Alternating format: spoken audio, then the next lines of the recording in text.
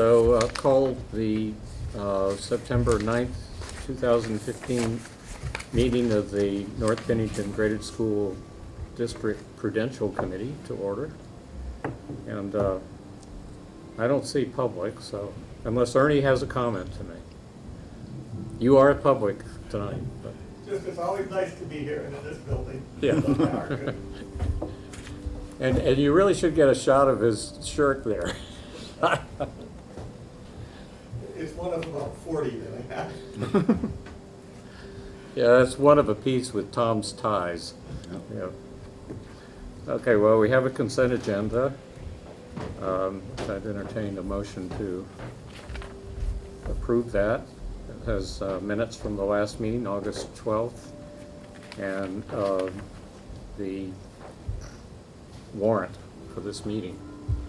And the warrant has tuition for the village school, for the first quarterly payments for the students who have chosen to go to Southshire, Highland Hall, and Pine Cobble, and the first 1/3 payment to students who've gone to Shaftesbury.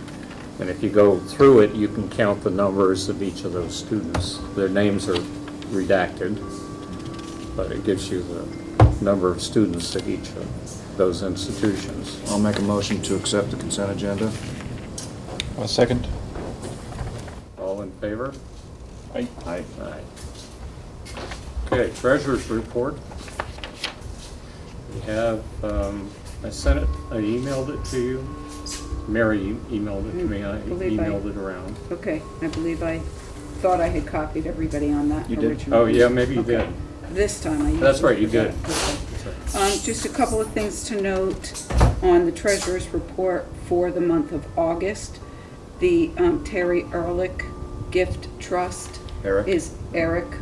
is in a was in a 12-month CD that came due. It's been reinvested for 6 months instead of 12 at virtually the same interest rate, 0.30 instead of 0.40. So not Yeah. much. But the treasurer's report here does show the interest for the year of $227.20. Right. But you show another interest figure in your report, To 400 something for August? that is for the regular checking account and the sweep account. Okay. The gift trust was 227, 220. just for that. Yep. This only posts once a year. All right. It now will post every 6 months. Yeah. But that's it. Also, there were delinquent taxes collected in the amount of just under over $6,800 in July for August. In August for September, there is a check that was approved by the village and deposited yesterday for $20,600 and some change.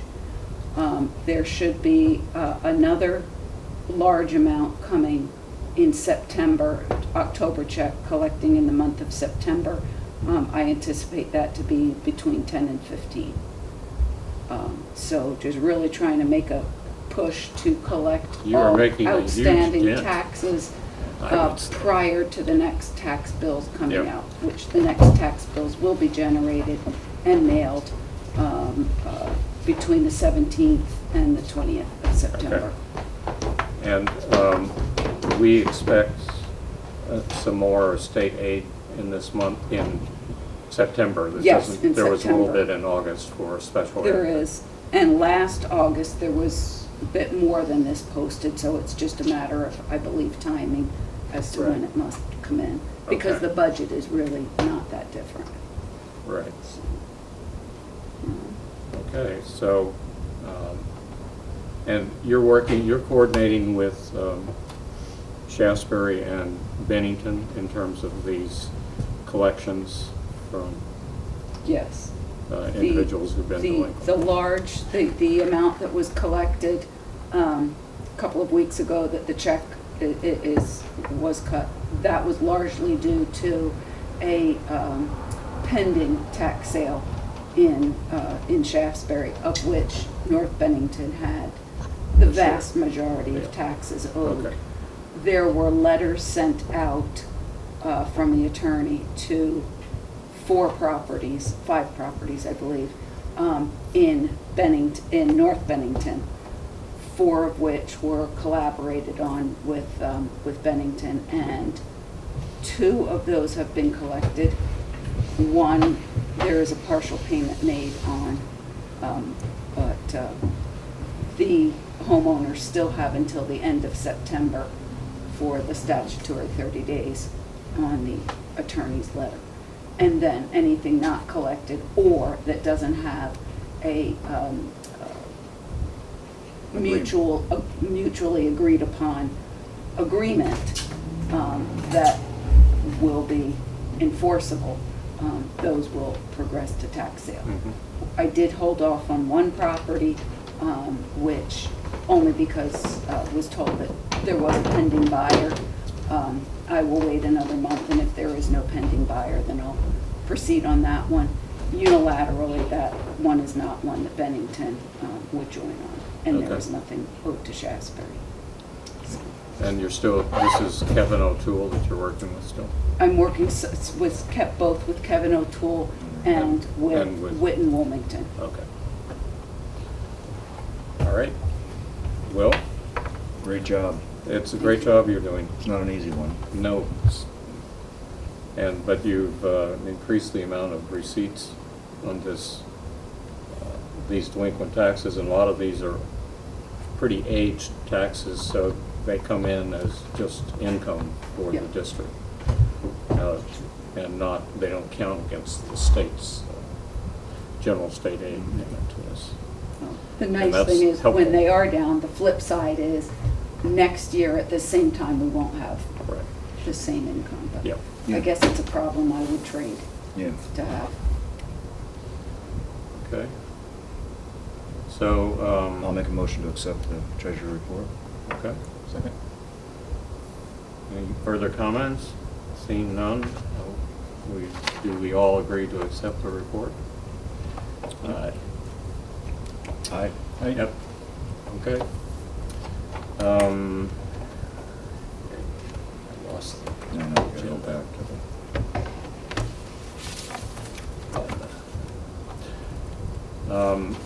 Policy's done. Tuition agreement, we're skipping for now because Maria's not here. 22 Hall Street, would you like to Sure. speak to that, Matthew? We've entered into somewhat of a initial agreement with an individual who's very interested in pursuing what might and might not be possible with the property. I've since had some other inquiries and have felt the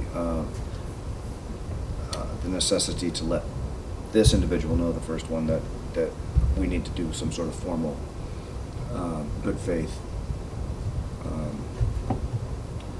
payment that we can hold, so that I can hold this for him, because he's doing a lot of legwork, and actually, if it doesn't work out for him, he's gonna learn a lot that we didn't know about the complexities of dealing with something like this. There's all kinds of Yeah. crazy Tax sale property that we. rules, come to. even though it's been almost 2 years now.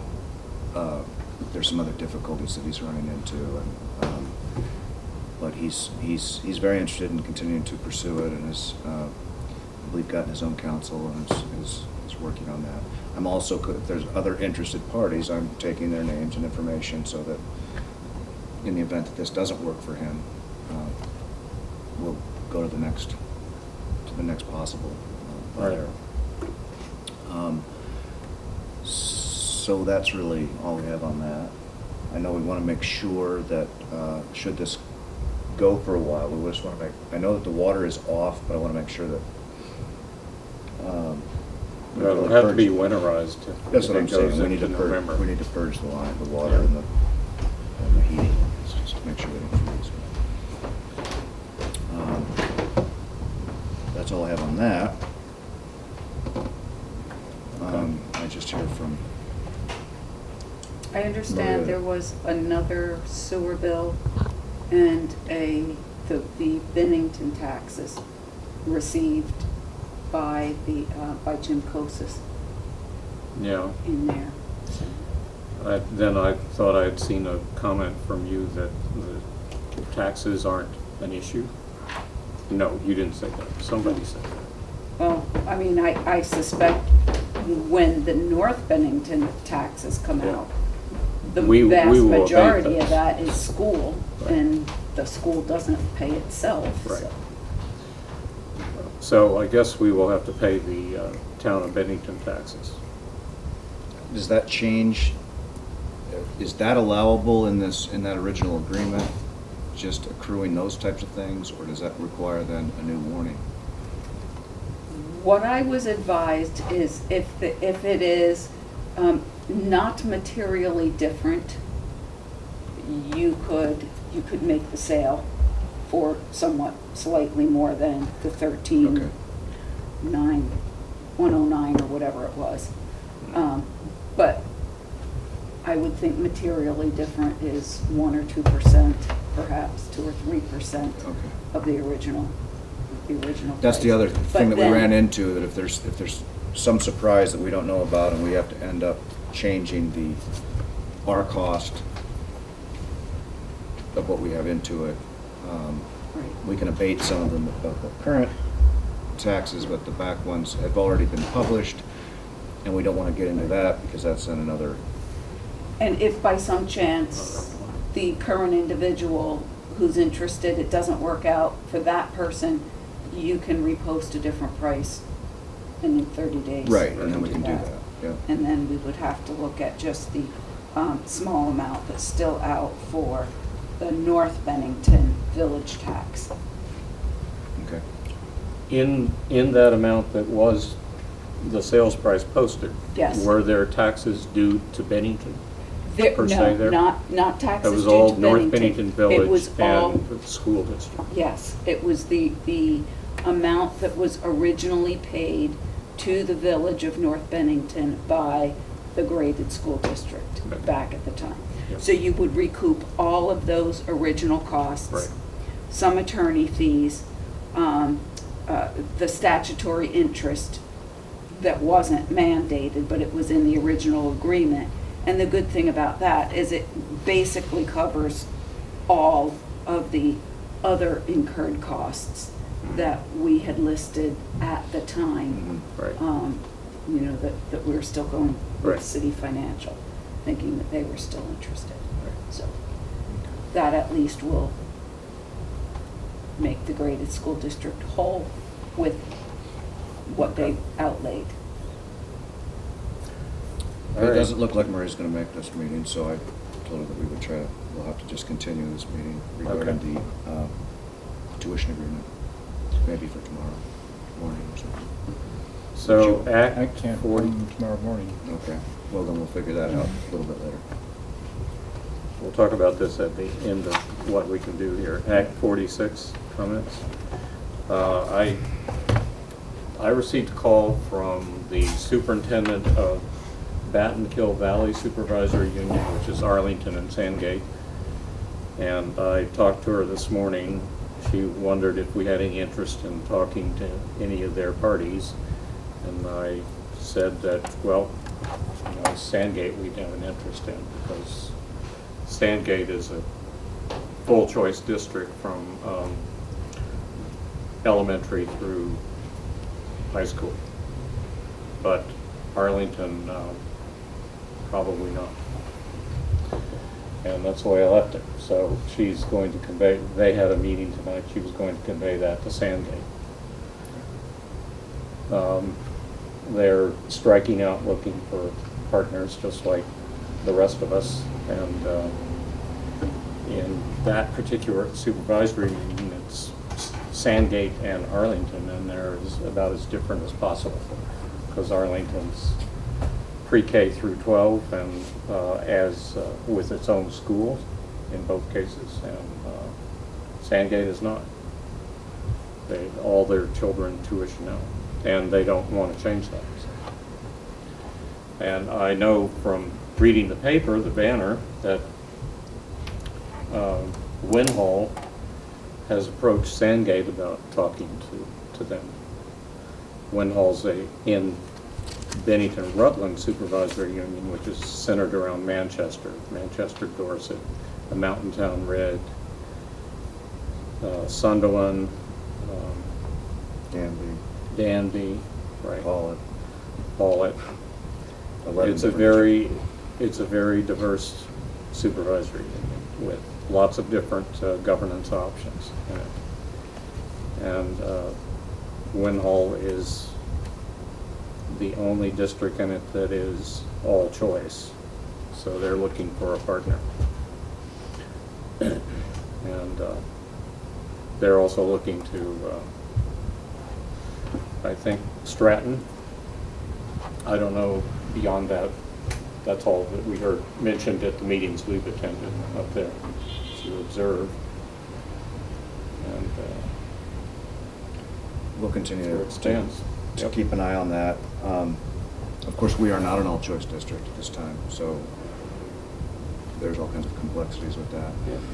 In fact, we are the only district in the state that is not defined by the legislation, so it's a little unclear what we will do or how we might pursue this, but as the BSD and the rest of this SU begin to look into their options, things will start to, I think, become clear as to what possible avenues that we can take. I will point out that in Digger today was an article, yesterday I guess, that got quite a lot of response. There's some organizations in the state that are really going to challenge 46 altogether, although Rama wishes they wouldn't. You know, it's just really too bad that the State Board of Education is not really ruling or taking a position on further defining what these things mean, and so it leaves all of these districts in the state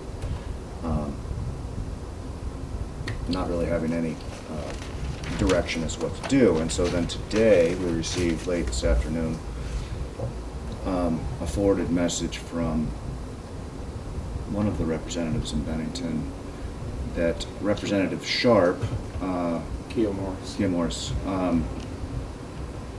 Who was the author of this bill, at least initially, is offering his services to come around and talk to boards down here in the county.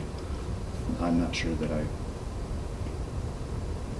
care to welcome his presence as of yet, not knowing exactly what's going on. And of course, he is not in a position really to interpret what the state board. Right. So it's really a three-ring circus of nobody knowing what's going on.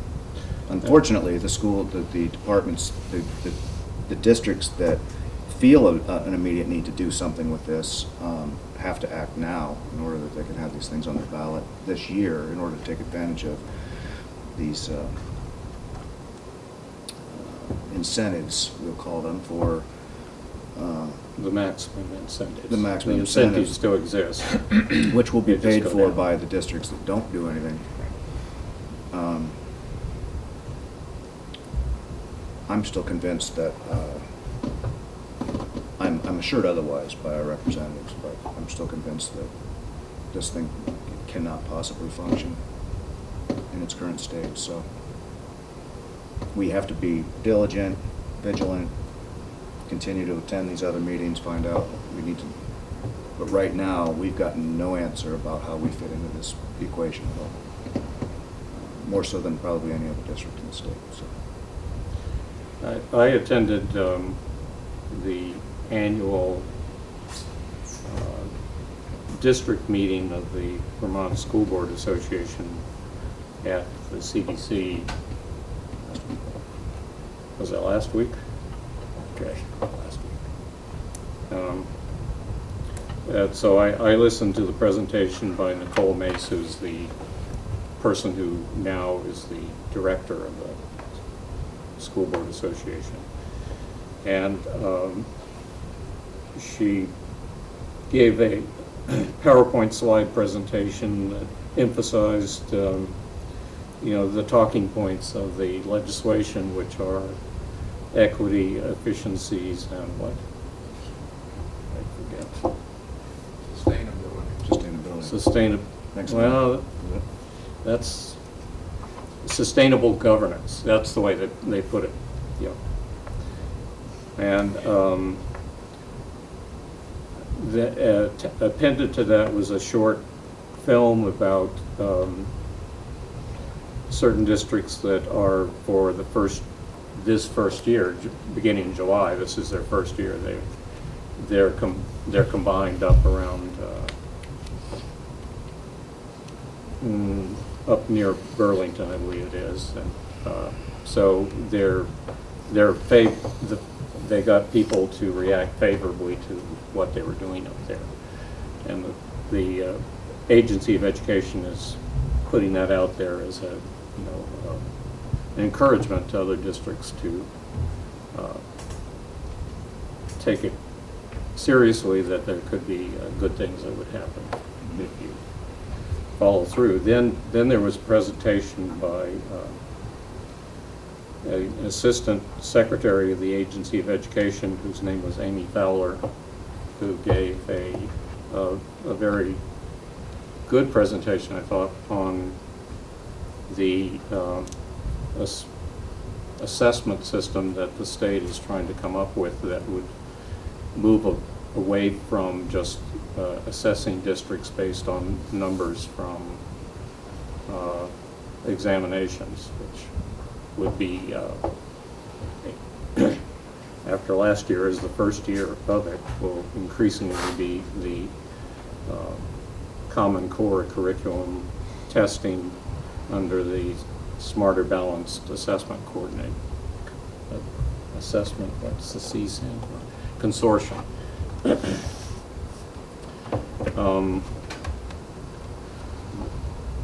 The most interesting thing about that was remarks that a Pownell board member made.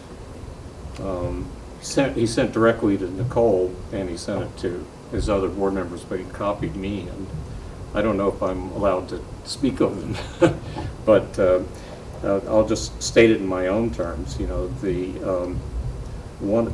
selling point for both Nicole and Amy made a point about, increasing disparities in equity throughout the state. And the point about this is that the whole point of Act 60 and 68 from 68 is from 13 years ago now, was to improve equity throughout the state. And it makes you wonder if the course of more state-run, top-down administration is going to actually come to a successful repair of this problem with equity that they perceive and that they keep talking about. And I thought that was an excellent point, and which is one of the reasons why I guess I feel like, this legislation has got some issues that it's ignoring at the moment, but I think a lot of people will be pointing them out in the future. You got the sense from that meeting last week that Pownell and Shaftesbury were both really not interested in? I left slightly early. I guess I must have got... Leon was there. He left before me. I left when they had the little table discussions, because I don't know what was said by Shaftesbury at that. Those table discussions or Pownell, but I got a sense of it from reading the email from Mr. O'Connor. I don't think they're very happy with this. Shaftesbury, I'm not sure of their positions. Well, wasn't BVSU going to reach out to Shaftesbury as well? Right? Yes, So, they intended to. well, maybe we can all meet together and figure out if there's Right. something we can do. Well, we might think about whether we want to try to organize a group discussion about this. Just I don't know who would be the parties other than us and Shasberry. It could be Sandgate, it could be Arlington. If they're, but it's their choice. I mean, it's our choice, their choice. So it's a matter of who wants to participate in that discussion. Now, are we being asked to form new supervisory unions or just new districts? Or both? Not new supervisory unions. The preferred governance structure is a supervisory district. A supervisory district is a district that covers the whole educational spectrum from pre-K to secondary, finish at secondary. So it's a district that has pre-K education, elementary education, middle school and high school education, and with some students doing career development in their high school career, and some students doing early admission work at colleges in their area. All of which would make up one board. And that would be Yeah. one board 900 and plus 900 Yeah. minimum students. There's an alternative to that, and they call that what? Which a lot of these... Alternative governance structure, I think. Yeah. Which doesn't have to have the 900 students. It has to be a compelling argument to the state Board of Ed and Department of Ed that it works, and then it somehow Reduces. is better than it is now. Right. One of the arguments you can make is that you've reduced some board structure to one board. The meetings we visited in Manchester at Bennington Rutland Supervisory Union, that's one of the focuses of, that's the focus of Dan French, the superintendent there. He's got 12 different boards, I think it is, 11 or 12 different boards of 4 or 5 different patterns of governance. And Probably the most complex right. system in the state for And to deal with. he is comfortable thinking that if he can get boards that are a like structure to combine, he would get down to that 4 or 5 boards, and that would be the best he could do. And it would be considerably improved from his point of view. That's an argument he would take to the state. Right. then, so. He could take that argument to the state. It would reduce But the number of. every district really has the opportunity at this point to explore everything. So districts within that structure could say, you know what, no thanks, we're joining up with something over on the other side of the mountain, or, Right. and so it's kind of up in the air, as for us too. Right. He's got districts that have choice from 8th through 12, districts that have choice from 9 through 12, just districts that have choice from 6 to 12, and one district that has choice all the way. And it's a big management problem. And some border districts that send their kids to one of 2 different Right. New York high schools. Yes. The districts in the far west use Yeah. Granville, or they use Salem. Salem. Yeah. Yeah. Anyways. For their high school. So, let's just say that we joined up with Bennington. Would that then extract us also from MAU? Is there a mechanism for that, or no? There's a mechanism for all that. The mechanisms, that's where things get complicated. Okay. We can unilaterally withdraw from a SU, but we cannot do that from the MAU. Okay, that's what I thought. The MAU would require a vote, I think, not of boards, but of people from all the Yeah, communities. it'd be a vote in the communities, voters. However, there's some talk of BSD looking into, one of the ways they could consolidate a little bit is to turn the BSD board join the BSD and the MAU, which are both districts, and become one. And should they do that, that throws up into the air the possibility that that would change the governance structure in a way that we could maybe not be a part of that. And Shasbury too, for that matter. All the outlying schools could then could go. And which point, then you could argue for, any number of other scenarios with other districts. So that's why it's just so up in the air. It's really hard to speculate. With all these uncertainties, it doesn't seem like there's anything we can do. I think it would be prudent to keep our eye on it, but it would also be prudent not to do anything too quickly in that sense. That's the other thing, is that districts who make decisions quickly might find themselves regretting it as things open up and evolve and change. So. But it is pretty open. I think you're getting the sense that it's, there's the preferred governance structure, and there are various varieties that they count as, a operating at elementary level up to 6th or up to 8th, and then choice above that, or operating all the way from pre-K to 12, or various permutations of that we're not one of those we don't. And it was initially interpreted by legal counsel at the Department of Ed that districts would need to be careful if they were to form an alliance with a district that has a different choice, a different governance model then different grade level configuration. It'd become a question of who loses. Does one lose the choice, or does the other gain the choice? Right. And at the August meeting of the State Board of Education, they punted that question.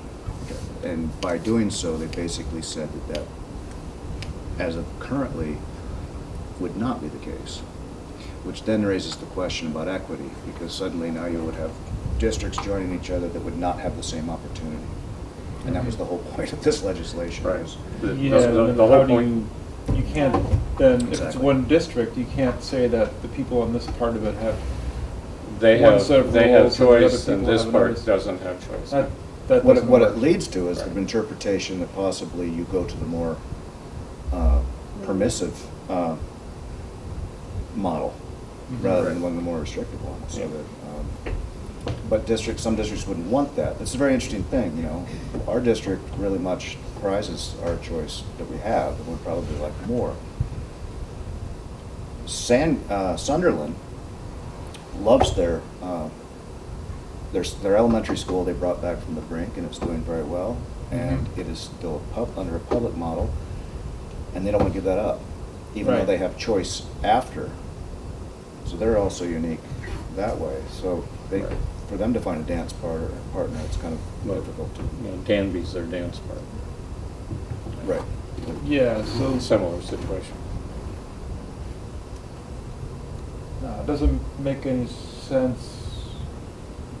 It wouldn't make any sense for either district to join that. Right. Okay. Yeah. If depending on the interpretation by the state, if they were to say, okay, we're a small school, let's join. Well, Danby, but even that isn't the same, is it? One's 8 and one's 6, or one. Well, they might be different in that regard. Yes. It's a very complicated SU. These are As I things said, that weren't I don't know considered the at all players. by legislators, I don't believe. Right. Well, they kind of expect the boards and supervisory unions to try to sort this out, because they're familiar intimately with their situations. And I understand And they that. should let us sort it out altogether instead of mandating. But they still have a preferred structure they want. And I guess the question becomes how flexible they're going to be. And that flexibility has got to come through the state board. And no one knows. And no one knows what they're going to do at this point in time. Mathis had an interesting article, editorial. Did you see that today? In No. Digger. He actually spoke to some of the warnings of what this legislation could do inadvertently. Mm. Bill Mathis is on the state board. Is he still? Yep. Yeah. And he's been a superintendent himself and well-regarded in the state. So I think that's all we have for that. Okay. Yeah, I mean, it's a lot of speculation, really, at this point. I think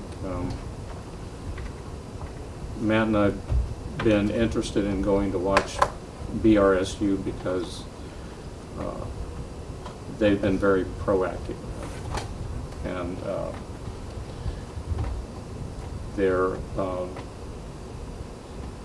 they have very interesting discussions around the table. So you learn a lot just listening to them. So I've been doing it as a way of getting up to speed, and so has Matt. I guess for now we'll continue doing that. My understanding is that Jim, our superintendent, wishes to begin to have this supervisory union do some discussions of this beginning in October.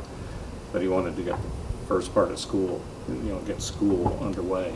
The college has offered to, as I understand it, to offer a venue for some of that to happen, maybe at the Kappa building, and get the community in to really start putting their input. So that's great.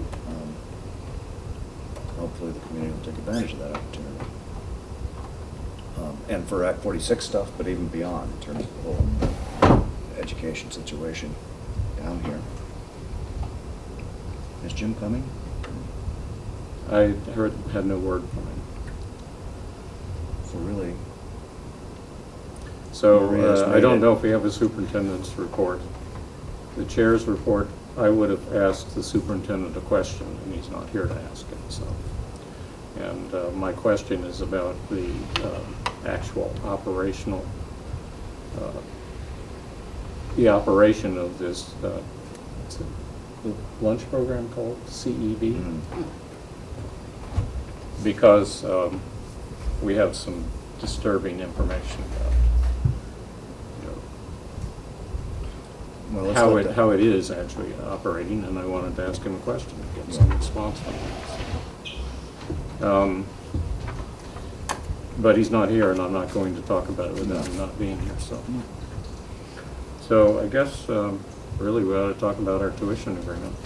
And that's a contract, and I think we have to go into executive. Right. We will only come out to vote for that. If we can make a decision tonight, we'll do that. Right. It's too bad John can't be here. It's an important discussion to have, but at least Right. 4 of us, I think, need to continue. See if we can come up with an agreement. Ernie, are you here as an official representative of the village board, or you just observer status? I'm their liaison. You're what? I'm their liaison I think he could between the two boards. well, I don't know. He could or could not be a part. I'll make a motion to go into executive session Yeah. to discuss